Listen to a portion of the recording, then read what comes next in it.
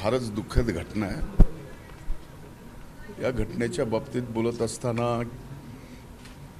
ओबीसीच्या आरक्षणाला आपल्या कुठलं तरी धक्का लागतो आणि त्यातून आपलं सर्वस्व संपवलं जातं अशी भावना येणं आणि त्या भावनेतनं कुणाचाही विचार न करता पोटच्या 3 मुलीचा, मुलाचा, बायकोचा, आईवडिलाचा विचार न करता आपण आपला जीव संपवावा आणि या ओबीसी आरक्षण वाचावं, या आंदोलनात आपली आहुती द्यावी अशी ही एकंदर घटना आहे।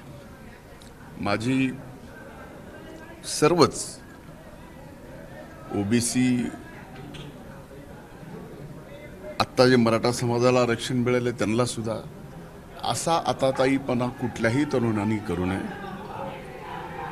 असा आताताईपणा केल्याने आपलं घर उघड्यावर पडतं, कुणाच्याही आरक्षणाला धक्का लागणार नाही आणि ओबीसीच्या आरक्षणाला तर धक्का लागणारच नाही याची जबाबदारी स्वतः सरकारने घेतली आहे, माननीय मुख्यमंत्र्यांनी घेतली आहे, माननीय उपमुख्यमंत्र्यांनी घेतली आहे, भुजबळ साहेबांनी घेतली आहे, आम्ही घेतली आहे। त्यामुळं असा आताताईपणा करून एखाद्याचा जीव गेल्यानंतर त्याचं घर उघड्यावर पडलेले अनेक उदाहरणं मागच्या काळात आपण महाराष्ट्रात पाहिलेत। म्हणून विनंती आहे की सरकार सजग आहे, कुठल्याही आरक्षणाला धोका बसणार नाही याची काळजी घेत आहे। मुख्यमंत्री देवेंद्र फडणवीस आपलं बोलणं झालंय का? आज आपण या ठिकाणी भेट दिली। माझं आदरणीय देवेंद्र फडणवीस साहेबांचं बोलणं या ठिकाणी झालेलं नाही, पण माझा आणि त्यांचा मेसेज झाला आणि त्यामध्ये भुजबळ साहेबांचं त्यांचं कदाचित बोलणं झालं असेल, पण या बाबतीत त्यांनी मला निश्चितपणानं सांगितलंय की ओबीसीच्या आरक्षणाला कुठेही धक्का लागणार नाही आणि त्याबाबत सरकार सजग आहे। सर, सरकार सजग आहे म्हणतात, मात्र दोन्ही बाजूनं संभ्रम अवस्था मोठी आहे। आतापर्यंत जे उद्बोधन व्हायला पाहिजे लोकांचं ज्या हे बघा, हे नाहीये, उद्बोधन करायला चार महत्त्वाच्या गोष्टी आहेत। त्यात सगळ्यात मोठं उद्बोधन कुणी करायचं तर हे माध्यमांनी करायचं। आमच्यासारखे एकीकडं एक ओढतंय, एकीकडे एक ओढतंय।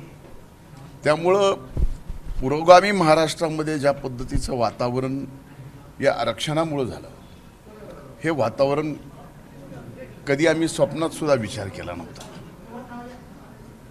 काही ठिकाणी जीवाला जीव देणारी 2 जातीतले व्यक्ती आरक्षणासाठी एकमेकाचा जीव घेण्या इथपर्यंत आले, ही पुरोगामी छत्रपती शिवाजी महाराज, शाहू फुले आंबेडकरांच्या महाराष्ट्राला शोभणारी गोष्ट नाही आहे। आज आपले जातीतले महापुरुष आपल्या जातीत बांधून घेतले, याच्यासारखी दुर्दैवी गोष्ट कुठलीच नाही आहे। आणि एवढंच नाही तर काही जिल्हे एवढे अतिसंवेदनशील आहेत की तिथं पोलिसांना त्यांच्या ड्रेसवर आडनाव लावायची सुद्धा बंदी आहे। जसं की सर बीड तुम्हीच सांगितलं, आता मी काय बोलू? तुम्ही सांगितलं ही परिस्थिती आहे। म्हणून आता या महाराष्ट्रात, या पुरोगामी महाराष्ट्रात सर्व जाती धर्म एकत्र गुण्यागोविंदांनी गावात जे युगपुरुष छत्रपती शिवाजी महाराजांनी गावकूस घालून दिलेला, तो गावकूस टिकवणं आता प्रत्येकाची जबाबदारी आहे आणि ती प्रत्येकाची जबाबदारी मध्ये सगळ्यात मोठा वाटा सरकारचा सुद्धा आहे।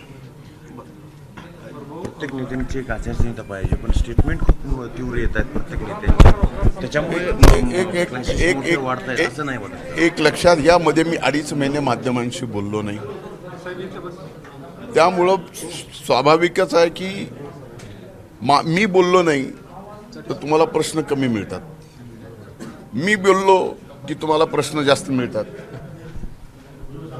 मी म्हणजे कुणीही घ्या आणि प्रश्न जास्त मिळाले की तुम्हाला विचारायची संधी लगेचच मिळते, मग तो प्रश्न त्याच्यासमोर जातो, मग त्याच्याकडनं उत्तर आल्यानंतर पुन्हा तुम्हाला प्रश्न मिळायची संधी मिळते। हे याच्यासाठी सुद्धा चाललं आहे. म्हणून माझी विनंती पहिल्यांदा मी केली की माध्यमांनी सुद्धा या सर्व विषयात सबुरीने या महाराष्ट्राला सांभाळून घेण्याची गरज आहे. बातम्या देत असताना, बातम्या घेत असताना सुद्धा. आणि या ठिकाणी सरकार म्हणून माननीय मुख्यमंत्र्यांनी या ठिकाणी कुठल्याही आरक्षणाला धोका पोहोचणार नाही हे स्पष्ट केलेलं आहे. सर, काय मदत मिळेल कुटुंबियांना? शासनाकडून जी मदत मिळेल त्या बाबतीत मी आत्ता सांगणं योग्य नाही, पण आमच्यासारखे अनेक जण आहेत की जे या ठिकाणी या कुटुंबाला मदत करतील. आपलं घेतलेलं आहे की शासनाकडून काय मदत मिळेल हे आता मी सांगणार नाही, मात्र कुटुंबियांना मदत करण्यासाठी अनेक जण पुढे येतील हा विश्वास त्यांनी व्यक्त केला आहे. कॅमेरामन बाळासाहेबसह निशांत भद्रेश्वर, एबीपी माझा, वांगदरी. एबीपी माझा, उघडा डोळे बघा नीट.